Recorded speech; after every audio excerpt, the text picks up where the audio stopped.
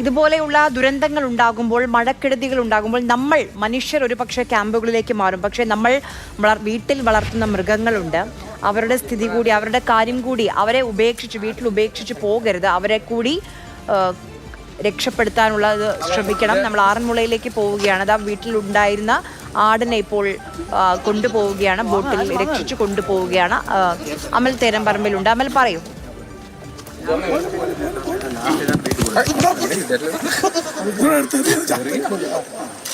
ആര്യ, നമ്മൾ നേരത്തെ കണ്ട ദ്വീപ് പോലെ ഒരു സ്ഥലമാണ്. ഇവിടെ മുഴുവൻ ചുറ്റുമ്പുറം മുഴുവൻ വെള്ളമാണ്. ഇവിടേക്ക് വരലിൽ തന്നെ വലിയ പ്രയാസമായിട്ടുള്ള ഒരു അന്തരീക്ഷം. അവിടെ ഒരു വീട്ടിൽ ഇവിടെ നിന്നും നേരത്തെ ഒരു കുട്ടിയെയും അതോടൊപ്പം തന്നെ ഒരു വല്യമ്മയും ഈ വീട്ടിൽ നിന്ന് മാറ്റിയിരുന്നു. നമ്മൾ നേരത്തെ വന്നപ്പോൾ കണ്ടതാണ്.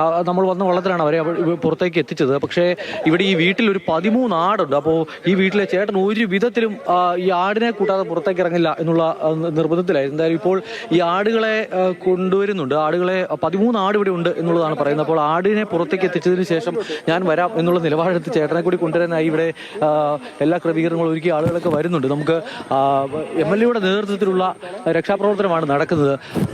ഇവിടെ 13 ആടുണ്ട്.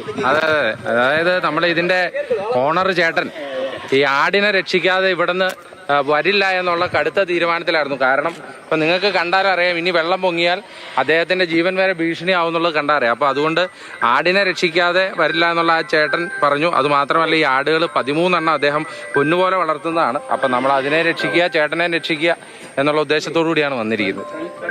13 എണ്ണം ഉണ്ട്. ഇത് ഇവിടുത്തെ ബാക്കി നേരത്തെ വന്നതിലും കൂടുതൽ വെള്ളം കയറുന്നുണ്ട്. നമ്മൾ ആദ്യം വന്നപ്പം ഇത്രയും വെള്ളം ഇല്ലായിരുന്നു. ഇത് നമ്മൾ നേരത്തെ വന്നപ്പോഴത്തേക്കാളും കൂടുതൽ വെള്ളം കയറി അല്ലേ? അതിനെക്കാട്ടി നമ്മൾ മുമ്പ് വന്നതിനെക്കാട്ടി കൂടുതൽ ഇപ്പം വെള്ളമുണ്ട്. വെള്ളത്തിന് പിന്നെ പഴയതിനെക്കാട്ടി ഒരു 3 അടി വെള്ളം കൂടുതൽ ഇപ്പം ഉണ്ട്. ഇനി എന്നായിരിക്കും ഒരു അവസ്ഥ? അവിടുന്ന് ചാടി പോകാൻ പറ്റില്ല. ഡാമിൽ വെള്ളം തുറന്നു വിട്ടുകൊണ്ട് വെള്ളം കൂടാൻ ചാൻസ് ആണ്.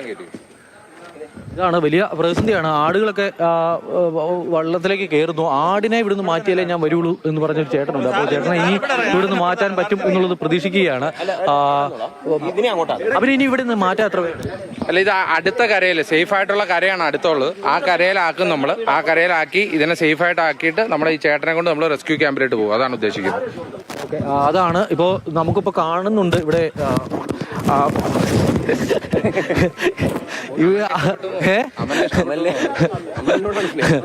ഇവിടെ ആടിനെ ഇതിൽ കയറ്റിയിട്ടുണ്ട്. ഇതിന്റെ ഒപ്പം വേണം നമ്മൾ ഇവിടുന്ന് അങ്ങ് പോകാൻ. ഇത് തൊട്ടപ്പുറേ കരയുണ്ട്, അവിടേക്ക് എത്തിക്കാം എന്നുള്ളതാണ് പ്രതീക്ഷിക്കുന്നത്. അവിടേക്ക് എത്തിച്ചിട്ട് ഈ ചേട്ടനെ തൊട്ടടുത്തുള്ള ക്യാമ്പുണ്ട്, ആ ക്യാമ്പിലേക്ക് കൊണ്ടുപോകാൻ കഴിയും. മുഴുവൻ ആടുകളെയും ഒന്നിച്ചു കൊണ്ടുപോകാൻ കഴിയില്ല. അതിനാൽ 2 ഘട്ടമായി ആടിനെ കൊണ്ടുപോകാം, അതിനുശേഷം ചേട്ടനെ കൊണ്ടുപോകാം എന്നാണ് പ്രതീക്ഷിക്കുന്നത്. ഇപ്പോൾ എന്തായാലും ആ വീടിന്റെ നമുക്ക് കാണാൻ കഴിയുന്നുണ്ട്. ആ കയറുന്ന സ്ഥലം മുഴുവൻ വെള്ളമാണ്. ആ ഗേറ്റിന്റെ 3/4 ഭാഗവും വെള്ളം കയറിയിരിക്കുന്നു. കുറച്ചധികം സമയം ഈ പ്രതിസന്ധി ഉണ്ടാകും എന്നുള്ളത് തന്നെയാണ് മനസ്സിലാക്കുന്നത്. ഇനിയിപ്പോൾ ഏത് സമയത്തെ എത്ര നാളെയൊക്കെ ആവും? അല്ല, സെറ്റിൽ ആവാൻ ഏകദേശം ഒരു നാളെ ഉച്ചയ്ക്ക് ഇതുപോലെ അന്തരീക്ഷം ഇതുപോലെ നിൽക്കുകയാണെങ്കിൽ, കാലാവസ്ഥ ഇതുപോലെ നിൽക്കുകയാണെങ്കിൽ ഏകദേശം നാളെ ഉച്ചയോടുകൂടി ഇവിടുത്തെ ഈ ഒരു വെള്ളം സെറ്റിൽ ആകുമെന്നാണ് പ്രതീക്ഷിക്കുന്നത്.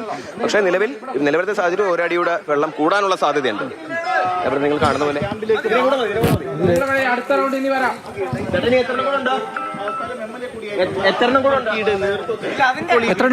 ഗൃഹനാഥനോട് സംസാരിച്ച ഈ ആടുകൾ ഇവിടെ നിന്ന് മാറ്റുന്നതിന് വേണ്ടി ശ്രമിക്കുകയും ചെയ്തിട്ടുള്ളത്.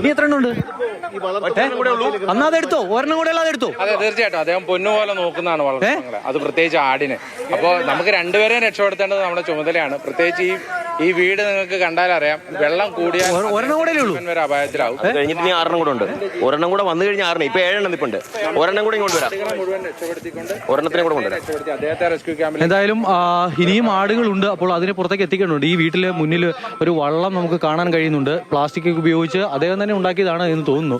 അപ്പോൾ ഞാൻ ഇത് അദ്ദേഹത്തിന് പോകാൻ ലോക്കൽ ബോട്ടാണ്. പക്ഷെ 13 ആടുകളെയും കയറ്റി അദ്ദേഹത്തിന് പോകാൻ പറ്റില്ല.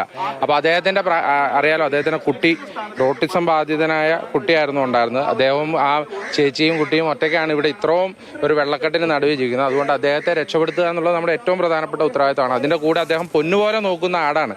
അപ്പോൾ ആ 13 ആടുകൾ, അപ്പോൾ ആ ആടുകളെ രക്ഷപ്പെടുത്തുക എന്നുള്ളത് നമ്മുടെ ഉത്തരവാദിത്തമാണ്. ഇത് രണ്ടും നിർവഹിക്കുക എന്നുള്ളതാണ്. ആ വീടിന്റെ മുറ്റത്ത് കാണാൻ കഴിയുന്നുണ്ട് ആ മനുഷ്യൻ എത്രത്തോളം ഈ ആടുകൾ വന്നാലേ ഞാൻ വരൂ എന്ന് പുള്ളി കൃത്യമായി തന്നെ നേരത്തെ നിലപാട് വ്യക്തമാക്കിയിരുന്നു. ആ വീടിന്റെ സിറ്റ് ഔട്ടാണ് കാണുന്നത്. അവിടെ ഈ ആടിന് കൊടുക്കാനുള്ള പ്ലാവിലയും അവിടെ പുല്ലും ഒക്കെ വെച്ചിരിക്കുന്നത് കാണാൻ കഴിയുന്നുണ്ട്. അപ്പോൾ പുള്ളിക്ക് ആടൊരു പ്രധാനപ്പെട്ട പ്രശ്നമാണ്. ആടില്ലാതെ ഞാനൊരു വഴിക്കില്ല എന്നാണ് പറഞ്ഞത്. എന്തായാലും ആടുകളെ മാറ്റി പുള്ളിയെ ഇവിടെ രക്ഷിക്കുക എന്നുള്ളത് തന്നെയാണ് ഇപ്പോൾ എന്തായാലും തീരുമാനിച്ചിരിക്കുന്നത്. ഇവിടെ എത്തിയ രക്ഷാപ്രവർത്തകർ അവരൊക്കെ ആടുകൾ വീടിനകത്തുണ്ട്. ഒന്നിനെയും കൂടി ഒരൊറ്റ ആദ്യത്തെ റൗണ്ടിൽ കൊണ്ടുപോകാൻ പറ്റും. ബാക്കി 6 അടുത്തത് വീണ്ടും വരാം, ബോട്ട് വീണ്ടും വരാം എന്നുള്ളതാണ് പറയുന്നത്. അപ്പോൾ സ്ഥലം MLA അബിൻ വർക്കി ഇതിനെല്ലാം ചുക്കാൻ പിടിച്ചുകൊണ്ട് അവിടെ തന്നെയുണ്ട്. അപ്പോൾ ആദ്യ റൗണ്ടിൽ ആടുകളെ കൊണ്ടുപോവുകയാണ്. അത് കഴിഞ്ഞ് പൊന്നുപോലെ സ്വന്തം ജീവന് തുല്യമാണ്, ജീവിതമാണ്. കൊണ്ടുപോകുമ്പോൾ ആടിന് കൊടുക്കേണ്ട പുല്ലുകൂടി കൊടുത്തു വിടുന്നുണ്ട് ആ ബോട്ടിൽ.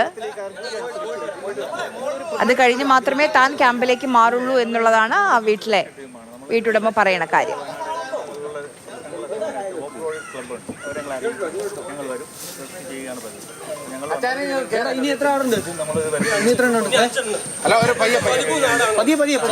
ഒരു പണി അച്ചായനും കയറും. അച്ചായൻ കയറിയിട്ട് ഇതിങ്ങളെ സേഫ് ആയിട്ട് അവിടെ കെട്ടിക്കൊണ്ട് വന്നിട്ട് വീണ്ടും കൊണ്ടുവന്നിട്ട് അച്ചായൻ വെള്ളത്തിലാണ്. അതിനുശേഷം ഞങ്ങൾ ആടിനെ 1 മണിക്ക് ടെറസിൽ കയറ്റി കൂട്ടിൽ അവിടെ കൂടെ അടിച്ചിട്ട് അത് അതും പ്രശ്നമാണ് ഞങ്ങളുടെ അറിയിച്ചത്. ഇവിടുന്ന് നമ്മൾ 18 അത്രയും പ്രശ്നം ഇല്ലാത്തത് കൊണ്ട് 18 ഈ വീട് മുങ്ങിയതാ. നമുക്ക് അതിന് അത്രയും പ്രശ്നങ്ങൾ ഇവിടെ വരത്തില്ല എന്നുള്ള ഒരു ഇതുകൊണ്ട് നമ്മൾ ഇവിടെ തന്നെ കഴിഞ്ഞു കൂടിയത്. എൻ്റെ ഒരു ഭിന്നശേഷിയുള്ള ഒരു കുട്ടിയാണ് മോനുള്ളത്. ഞാൻ നേരത്തെ കണ്ടിരുന്നു ഞാൻ വന്നപ്പോൾ. അപ്പോഴേ അതും പ്രകാരം നമ്മൾ ആ കുട്ടിയെ വൈഫിനെയും കൂടി ഇപ്പോൾ ഒരു ബന്ധുവീട്ടിലാക്കി. ക്യാമ്പിൽ വിട്ട് കഴിഞ്ഞാൽ അതിൻ്റെ മോന് ബുദ്ധിമുട്ടായിരിക്കും. അതും പ്രകാരം നമ്മൾ അവനെ ഒരു ബന്ധുവീട്ടിലാക്കി. ഞാനിവിടെ വെയിറ്റ് ചെയ്യുമായിരുന്നു. നമ്മുടെ ആടിനെ നമ്മൾ തൊട്ടപ്പുറത്ത് രക്ഷപ്പെടുത്തിയതിന് ശേഷം എനിക്കും എങ്ങോട്ടേലും പോകണം. ഇപ്പത്തേറ്റ് അതിനകത്തില്ല. അങ്ങനെ ഞങ്ങളിപ്പോൾ അടുത്ത മൊത്തം 13 നമ്മളൊരു ഫാം പോലെ നടത്തിക്കൊണ്ടിരിക്കുക. ഇവിടെ തന്നെയാണോ ഫാം? നമ്മൾ അവിടെ നല്ല ബാക്കിൽ അടിച്ചിട്ടിരിക്കുക. ചേട്ടൻ ഉറച്ച നിലപാടാണ് എടുത്തത്. ആടില്ലെങ്കിൽ ഞാനില്ല എന്നുള്ള നിലപാടാണ്. അതെ, നമ്മളൊരു 1.25 ലക്ഷം രൂപ മുടക്കി ഒരു കൂട് പണിതാണ്. നല്ല കൂട് സേഫ്റ്റിയാണ്. എപ്പോഴും പഞ്ചായത്തുകാർ പറയും നിങ്ങൾ മാത്രമേ അത് കണ്ടിന്യൂ ചെയ്യുന്നുള്ളൂ, നല്ല രീതിയിൽ കൊണ്ട് നടക്കുന്നുള്ളൂ എന്ന് പറയും.